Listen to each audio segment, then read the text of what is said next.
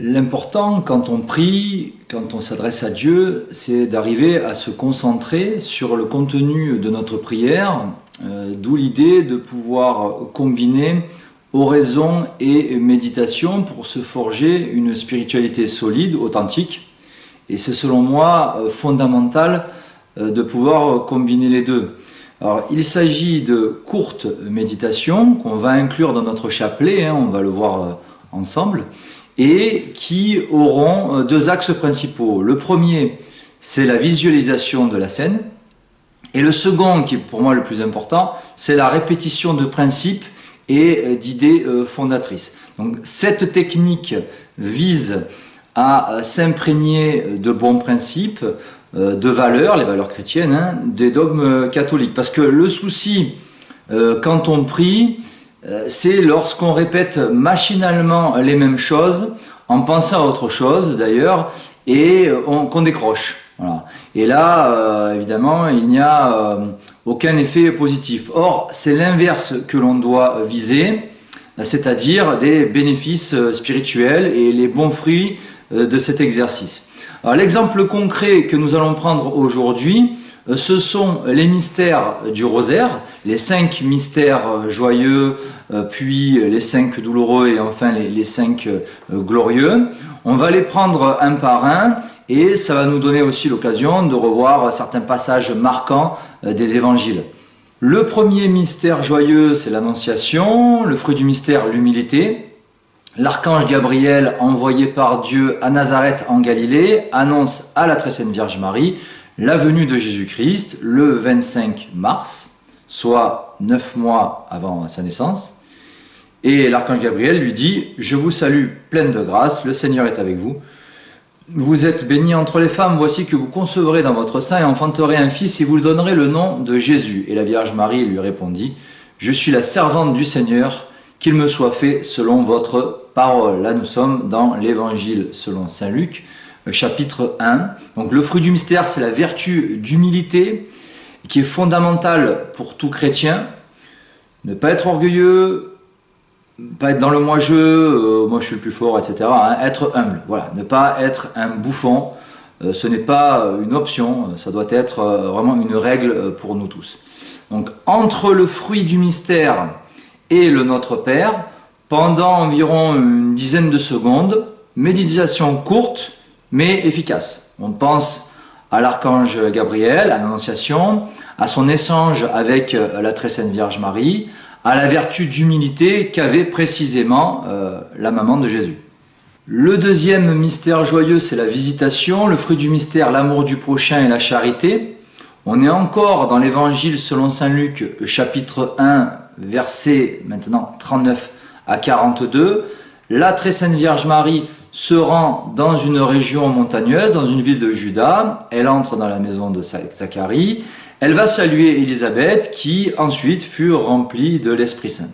Alors la charité, je vous rappelle que c'est aimer son prochain comme soi-même pour l'amour de Dieu. C'est aussi aider l'autre à aller vers le ciel. Donc là, toujours pendant quelques secondes, on visionne cette situation, ces deux femmes, ces deux saintes, et on se répète cette vertu théologale de charité, vertu centrée sur Dieu, qu'il est important de mettre en pratique.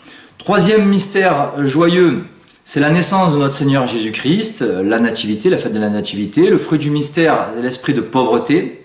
Donc dans l'Évangile selon saint Luc, chapitre 2, verset 7, on peut lire « Elle enfanta son fils premier-né, l'enveloppa de l'ange et le coucha dans une crèche parce qu'il manquait de place pour eux dans la salle. » Donc, né à Bethléem, Jésus de Nazareth, je vous rappelle qu'il est né en toute simplicité. Il est né dans un esprit de pauvreté, dans une crèche, auprès de Saint Joseph et de la très sainte Vierge Marie. Donc c'est la célèbre fête de la Nativité, qu'on fête le 25 décembre, la fête de Noël. Alors, on visionne bien la scène, Jésus dans la crèche, nourrisson, avec ses parents autour de lui, entouré de ses proches.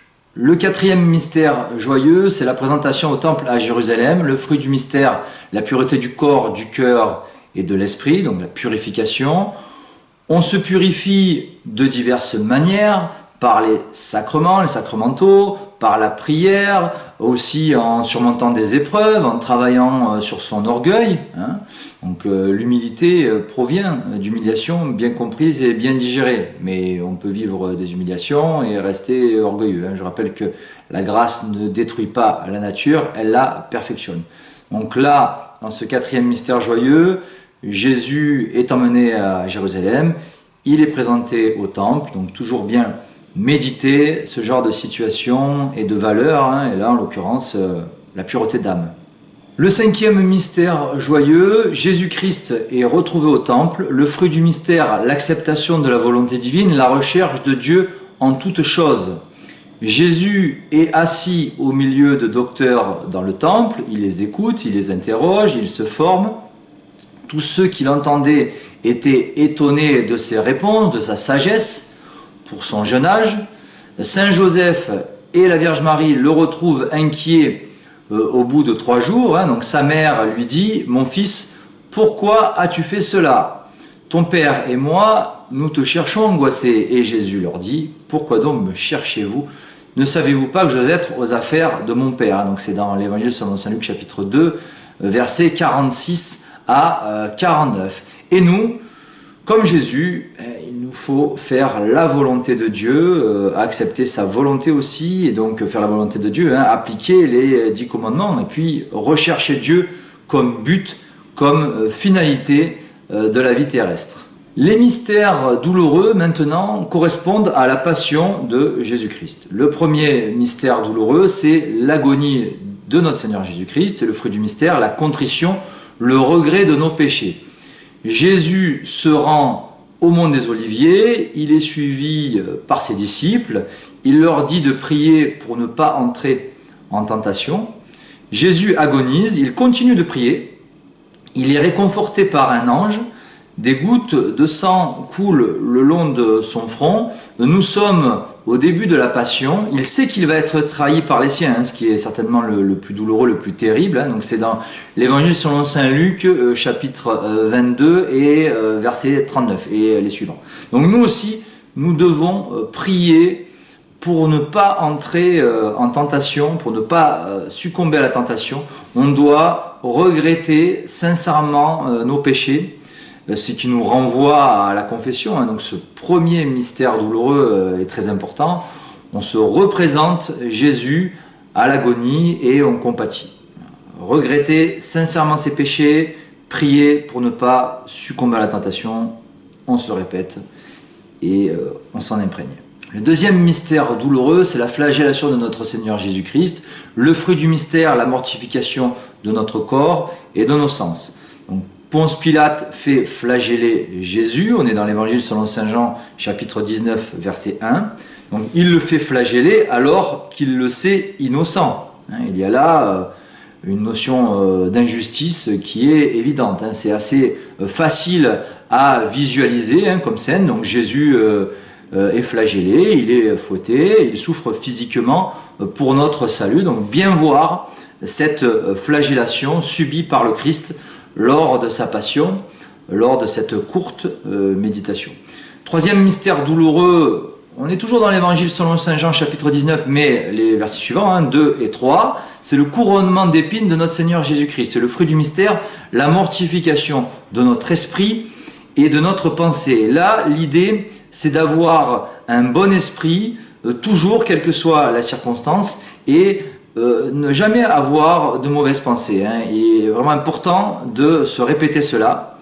Si on pense mal, forcément on y réagira mal et donc on péchera. On pourra même pécher gravement. Et c'est la conséquence logique. Donc dans l'esprit thomiste, je rappelle, les mêmes causes produisent les mêmes effets. Le couronnement d'épines, troisième mystère douloureux, les gardes romains lui mettent une couronne d'épines sur la tête.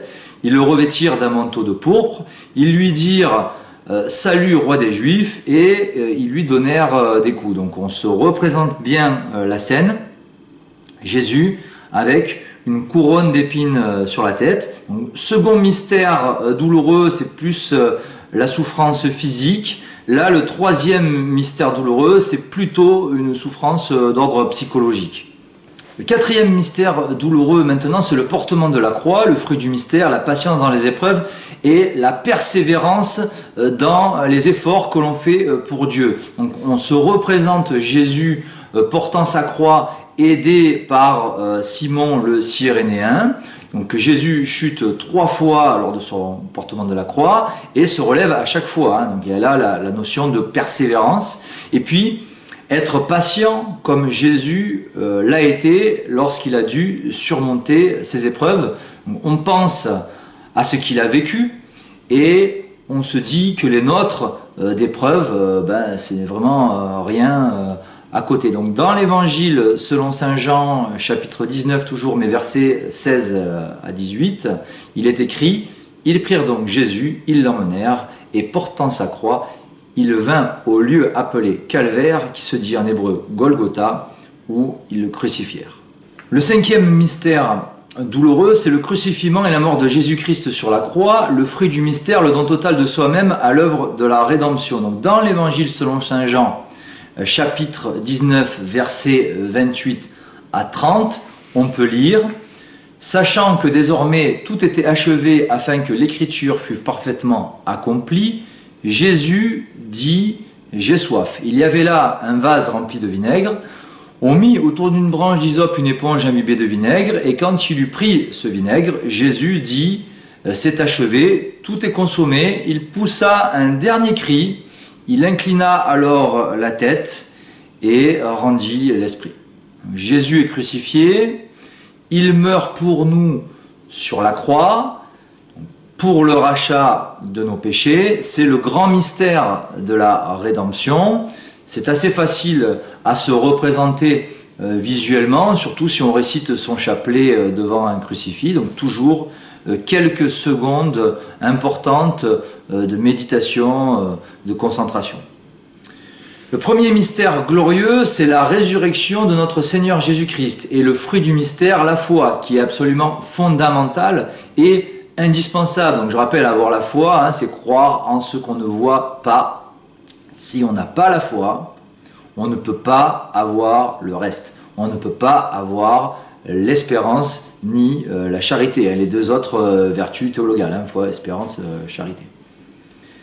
Donc Jésus est ressuscité le 3e jour, un dimanche d'avril, je rappelle c'est un dimanche, puisque la Passion, quand il meurt sur la croix, c'est le vendredi, donc le 3e jour c'est le dimanche, donc c'est la fête de Pâques, la résurrection, pour nous chrétiens.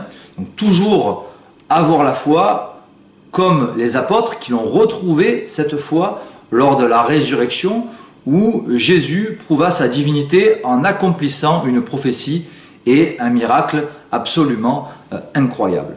Dans l'évangile selon saint Matthieu, chapitre 28, versets 1 à 7, il est écrit « Après le sabbat, lorsque le premier jour de la semaine commençait à poindre, Marie-Madeleine et l'autre Marie vinrent pour voir le sépulcre, et voici qu'il se fit un grand tremblement de terre. Un ange du Seigneur descendit du ciel, et s'approchant, il renversa la pierre et s'assit dessus. Son visage était comme l'éclair et son vêtement comme la neige. À sa vue, les gardes furent atterrés d'effroi et devinrent comme morts. Mais l'ange prit la parole et dit aux femmes, « Ne craignez point vous, je sais que vous cherchez Jésus qui a été crucifié.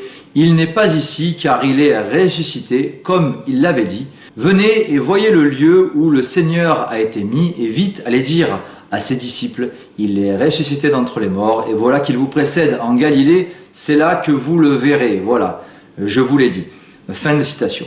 Le deuxième mystère glorieux, c'est l'ascension. Le fruit du mystère, l'espérance. C'est dans l'Apocalypse selon saint Jean, chapitre 1, versets 9 à 11, où il est question de l'ascension de Jésus. Donc après la foi, l'espérance, cette autre vertu théologale. Ne jamais désespérer, toujours avoir l'espoir en son salut et aussi en des jours meilleurs, surtout quand on est dans le dur de notre vivant. Donc on s'imagine pendant quelques secondes Jésus montant au ciel, on fête l'ascension un jeudi du mois de mai, et c'est à chaque fois 40 jours après la fête de Pâques. Le troisième mystère glorieux, c'est la Pentecôte, le fruit du mystère, la charité, le zèle apostolique. La Pentecôte est la fête du don de l'Esprit Saint. Elle intervient 50 jours après Pâques. Autrefois, ça s'appelait la fête des moissons. Donc, dans l'Apocalypse, selon Saint Jean, chapitre 2, versets 1 à 4, il est écrit: le jour de la Pentecôte étant arrivé, ils se trouvaient tous ensemble dans un même lieu quand, tout à coup, vint du ciel un bruit tel que celui d'un violent coup de vent qui remplit la maison où ils se tenaient. Ils virent apparaître des langues conduites de feu. Elles se partageaient, il s'en posa une sur chacun d'eux. Tous furent alors remplis de l'Esprit Saint et commencèrent à parler en d'autres langues selon que l'Esprit leur donnait de s'exprimer. Alors voilà, c'est le Saint-Esprit qui les fait parler et agir ainsi. C'est la descente de l'Esprit Saint sur les apôtres. Esprit de charité, esprit d'apostolat, Esprit Saint, on se répète plusieurs fois ces principes pour devenir meilleur, pour devenir un bon chrétien charitable. Le quatrième mystère glorieux, c'est l'Assomption de la Très Sainte Vierge Marie, le fruit du mystère, la grâce d'une bonne mort. Oui, désormais, toutes les générations me diront bienheureuses, car le Tout-Puissant a fait pour moi de grandes choses. Dans l'Évangile selon saint Luc, chapitre 1, versets 48 et 49. La Très Sainte Vierge Marie monte au ciel. On fête l'Assomption le 15 août chaque année. Cela devrait être la fête nationale si on était sous un État français chrétien et non sous une république maçonnique antichrétienne. On demande des grâces à Dieu pour obtenir une bonne mort et on s'imagine la Très Sainte Vierge Marie monter au ciel le temps de quelques secondes, le temps de cette courte méditation. Cinquième et dernier mystère glorieux maintenant, le couronnement de la Très Sainte Vierge Marie dans le ciel. Le fruit du mystère, une vraie dévotion à la Très Sainte Vierge Marie, qui est la Mère de Dieu et la médiatrice de toute grâce. Un signe grandiose apparut au ciel, une femme, le soleil l'enveloppe, la lune est sous ses pieds et 12 étoiles couronnent sa tête, peut-on lire dans l'Apocalypse selon saint Jean, chapitre 12, verset 1. On demande des grâces à Dieu par l'intermédiaire de la Vierge Marie qui est couronnée dans le ciel. Voilà, au quotidien, on manque souvent de temps dans une journée et aussi d'énergie pour faire ce genre de choses. La méditation, on a nos soucis, nos obligations, on va souvent au plus vite. Et comme nous ne sommes pas des religieux, ni des prêtres, ni des moines, nous ne sommes pas des clercs, nous sommes des laïcs, la méditation seule, sur 20 minutes ou 30 minutes, ce n'est pas une priorité la plupart du temps et très rares sont ceux qui l'effectuent. L'objet de ces courtes méditations intégrées à la prière, le chapelet ou le rosaire, c'est d'allier les deux. C'est de progresser et d'être efficace en prenant un minimum de temps. Je rappelle que généralement, dans la foi, on ne stagne pas, on reste rarement au même niveau. Soit on progresse, soit on régresse, et on peut même apostasier à force de régresser. Attention, alors que ce qu'il faut, c'est toujours avoir un parcours ascendant dans la foi, dans les vertus, dans ses actes. Un parcours ascendant qui doit nous mener au ciel. Donc l'idée, c'est de se renforcer, c'est de progresser par la répétition. C'est le principe de l'éducation, d'ailleurs, répéter les choses pour qu'elles rentrent. C'est comme un enfant, vous lui dites une fois, 2 fois, 10 fois, 100 fois, il faut dire bonjour, merci, au revoir, s'il vous plaît. Et bien, au bout de 100 fois, il le dira toujours pas. C'est peut-être au bout de la 200e fois qu'il le dira. Et bien là, c'est pareil. Progresser dans la foi, la spiritualité chrétienne, par la répétition de bons principes, de valeurs, de vertus, de mystères, comme on vient rapidement de le voir. Et surtout s'imprégner en fait de ces bons principes, s'imprégner de ces valeurs chrétiennes. Et donc on se les répète pour mieux s'en imprégner. Donc les effets de ces méditations courtes sont, je trouve, bénéfiques sur la durée, sinon je ne vous les recommanderai pas aujourd'hui. Je vous recommande de les essayer seul ou à deux, en petit comité en tout cas, quand vous récitez votre chapelet, et vous verrez que cela aura son efficacité. Donc voilà pour les méditations courtes intégrées dans la prière. Pour les méditations tout court, pour ceux qui ont du temps, et ça sera ma conclusion, mon mot de la fin, il y a notamment, pour vous aider à bien les effectuer, le livre d'Alfred Weber que je prends à chaque fois avec moi lors des retraites spirituelles de Saint Ignace et qui est vraiment excellent, hein, vraiment parfait pour l'exercice de la méditation. Donc les 4 évangiles en un seul, en vente aux éditions Saint-Rémy et sur mon propre site internet.